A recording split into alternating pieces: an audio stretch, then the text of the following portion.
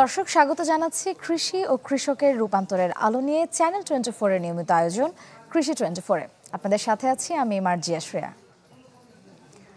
দুর্বল পরিকল্পনা নিয়ে এগিয়ে চলছে নিরাপদ ফসল উৎপাদন, বিপণন ও রপ্তানি বান্ধব কৃষি গড়ার সরকারি প্রকল্প পার্টনার।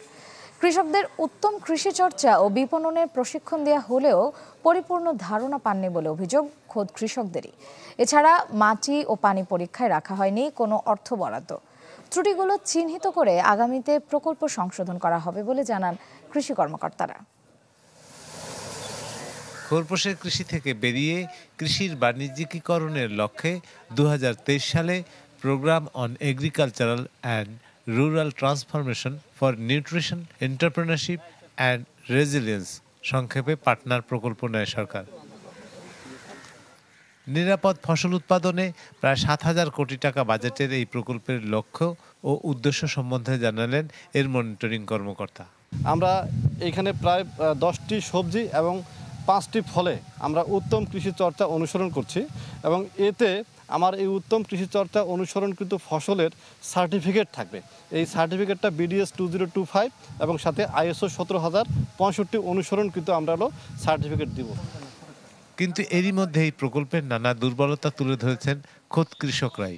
এই যেমন নীলফামারীর উত্তরাশশী গ্রামের কৃষক সমালোচন্দ্র প্রকল্পের আওতায় প্রশিক্ষণ নিয়ে উত্তম কৃষি চর্চার মাধ্যমে করেছেন পটল আবাদ। ক্ষতিকারক পোকা দমনে খেতে ছাড়ছেন ব্রাকন হ্যাবিটার পোকা। তার অভিযোগ, নিরাপদ এই ফসল বিক্রির কোনো নিরাপত্তা বা চাহিদা কোনোটিই নেই বাজারে। এমনকি এই পোকা কোথা থেকে সংগ্রহ করবেন তাও জানেন না তারা। সরকার আমাদেরকে আলাদা কোনো একটা যে নিরাপদ জিনিস বেচার যে কোনো আলাদা বাজার দ্রব্য করার মতন একটা যে জায়গা সেটাও করে দেয় নাই। আমরা সেইভাবে মার্কেটে যাচ্ছি, তেমন একটা পাইছি না, সুযোগ সুবিধা তেমন একটা পাই নাই, কিন্তু ফসল নিরাপদ এটা ঠিক আছে। এছাড়া উদ্যোক্তা তৈরি করতে বিপণনের প্রশিক্ষণ দেয়া ছাড়াও আলু সংরক্ষণাগার তৈরি করে দিয়েছে কৃষি বিপণন অধিদপ্তর, কিন্তু তা কাজে আসছে না মাঠের পটল ক্ষেত্রে। পটল সম্পর্কে এখানে আমাদের কোনো ধারণা নাই। পটল এই ঘরে রাখা যায় না। আমাদেরকে এই ঘরে ধারণা দিছে যে আলু, বাদাম, ভুট্টা আর আপনার পেঁয়াজ, রসুন এগুলা রাখা যাবে। নিরাপদ যে খাদ্য, আমাদের নিরাপদ জায়গায় যে নিরাপদ বিক্রি হওয়ার কথা সেটা কিন্তু হয়েছে না। এখন ওই যেটা নিরাপদ ছাড়াও যেভাবে চলেছে, যেটা নিরাপদ এটা ওই মার্কেটে ওই একইভাবে বিক্রি হচ্ছে। এদিকে প্রকল্প এগিয়ে চললেও নিরাপদ ফসল উৎপাদনের প্রথম ধাপ মাটি ও পানি পরীক্ষার কোনো ইয়ত্তা নেই। এই প্রজেক্টটা নেওয়ার আগে যদি যারা প্ল্যানিং বা অর্গানাইজেশন করছে, যারা ভাবদাবাজি করে বা টাকা পয়সা, আমার যেটা মনে হচ্ছে ব্যক্তিগতভাবে বলি, যে টাকা পয়সা মারি নেওয়ার নামে প্রজেক্টটা তৈরি করছে, তারা যদি চিন্তা না করে দেশের কথা চিন্তা করে যদি এই টাকাটা তারা যদি আগে গুড এগ্রিকালচার প্র্যাকটিস প্ল্যানটা করার আগে যদি তারা বলতো যে কৃষককে যে আমরা যে শিক্ষাগুলো দিব, এই শিক্ষা উপকরণগুলো তারা হাতের নাগালে পাবে কিনা, সেইটার আগে চিন্তা করে তারপর হাতের নাগালে রাখার ব্যবস্থা করে যদি এই প্রকল্পটা নিত, তাহলে কৃষক উপকৃত হইত। প্রকল্পের দুর্বলতা পুনর্বিবেচনার কথা জানালেন কৃষি কর্মকর্তারা, আর কৃষি বিপণন অধিদপ্তর অজুহাত দেখালেন লোকবল সংকটের। আমরা তো কেবল শুরু করেছি, এটার তো মাঠ পর্যায়ে কি সুবিধা অসুবিধা প্রবলেম সেগুলো তো আইডেন্টিফাই হচ্ছেই। হওয়ার পরে কিন্তু এগুলো আবার রিভিশন হবে এবং সেটা রিভিশনের কার্যক্রম শুরু হয়েছে। এটা হলে একসময় এটা হলো পূর্ণাঙ্গ পর্যায়ে হয়তো যাবে বলে আমি মনে করি। আমাদের যেহেতু জনবলের অভাব, তো এখানে অবকাঠামোগত থেকে শুরু করে জনবল খুব ডিএম অঙ্গের জন্য খুবই প্রয়োজন আর কি। বিশ্ব ব্যাংক ও ইফাদের অর্থায়নে এই প্রকল্প চলবে 2028 সালের জুন পর্যন্ত। রায়হান সবুক্তগেন, চ্যানেল 24, নীলফামারী। বাংলাদেশের জলসীমায় বাড়ছে ভারতীয় জেলেদের দৌরাত্ম্য।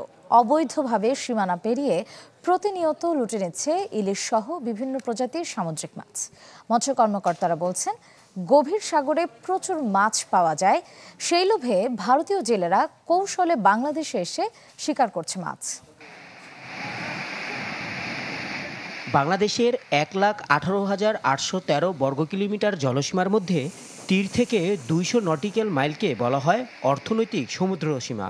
মূলত এখানে মাছ ধরেন বাংলাদেশি জেলেরা।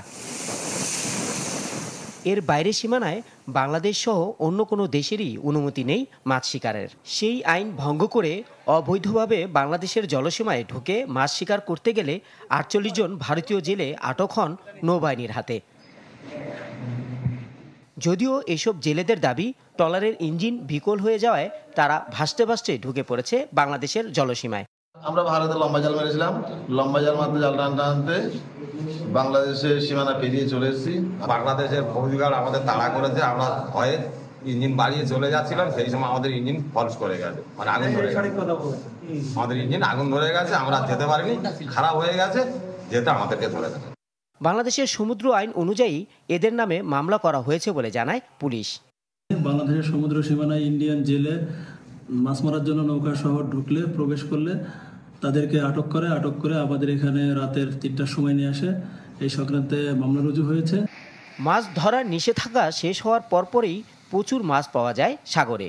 এই সুযোগটাই কাজে লাগায় ভারতীয় জেলেরা। তা রুখতে কোস্টগার্ডের টহল আরও বাড়ানো হবে বলে জানান মৎস্য কর্মকর্তা। এই যে অভিযান তৎপরতা আরো বৃদ্ধি করবে এবং এই তৎপরতা বৃদ্ধির ফলে আমাদের কিন্তু দেশীয় যে মাছ এবং সামুদ্রিক মাছ এটা আমাদের সংখ্যাটা বাড়তে থাকবে, অর্থাৎ প্রাচুর্যতা বাড়বে। গেল 15 দিনের ব্যবধানে 2 দফায় ভারতীয় জেলেদের কাছ থেকে জব্দ করা হয়েছে ইলিশ সহ 10,000 কেজি সামুদ্রিক মাছ। Desk report, channel 24। বৈরী আবহাওয়া, সরবরাহ সংকট আর বিভিন্ন দেশের নিজস্ব নীতিগত আইনের কারণে টানা 6 বছর ধরে বিশ্বজুড়ে বেড়েই চলেছে খাদ্যপণ্যের দাম। ফলাফল, বিশ্ব খাদ্য সংস্থার সূচক বেড়ে দাঁড়িয়েছে 128 পয়েন্টে। 2022-এর মার্চে খাদ্য মূল্য সূচক রেকর্ড 107 পয়েন্টে উঠলেও 2024-এ এসে কমেছিল খাদ্যপণ্যের দাম। বৈশ্বিক চাহিদা বৃদ্ধি, সরবরাহ সংকট এবং বৈরী আবহাওয়ার প্রভাবে বিশ্বব্যাপী বেড়েছে খাদ্যপণ্যের দাম। খাদ্যমূল্য সূচক বেড়ে হয়েছে 128 পয়েন্ট। বিশ্ব খাদ্য সংস্থার সবশেষ হালনাগাদ প্রতিবেদনে উঠে এসেছে এ তথ্য। ব্রাজিল ও আর্জেন্টিনায় ব্যাপক ফলন বৃদ্ধি পেয়ে দাম কমেছে ভুট্টার। জুনে হ্রাস পেয়েছে জোয়ার ও বার্লির দামও। বিশ্বব্যাপী চালের দাম কমেছে 0.8%। রাশিয়া ও ইউক্রেনের যুদ্ধের তীব্রতা কিছুটা কমে আসায় বৃদ্ধি পেয়েছে সূর্যমুখী তেলের সরবরাহ। তাই সামান্য কমেছে এই তেলের দাম। চাহিদার তুলনায় সরবরাহ বেশি থাকায় বিশ্বব্যাপী কমেছে চিনির দামও। অন্যদিকে রাশিয়া, ইইউ ও যুক্তরাষ্ট্রের মতো উৎপাদনকারী অঞ্চলে বৈরী আবহাওয়ার প্রভাবে কয়েক মাস যাবৎ বাড়ছে গমের দাম। সূর্যমুখী তেলের দামের সামান্য হ্রাসকে পুষিয়ে দিয়ে পাম ও সয়াবিন তেলের দাম বেড়েছে 5%।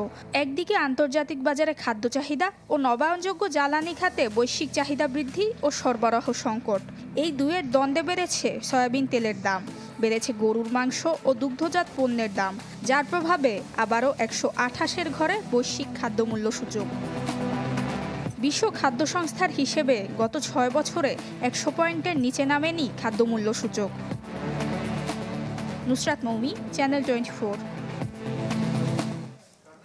আজ এই পর্যন্তই কৃষি 24-এ। সংক্রামক রোগ এবং করোনা ভাইরাস থেকে বাঁচতে হাত স্যানিটাইজ করুন এবং মাস্ক পরুন। এতক্ষণ সাথে থাকার জন্য ধন্যবাদ সবাইকে।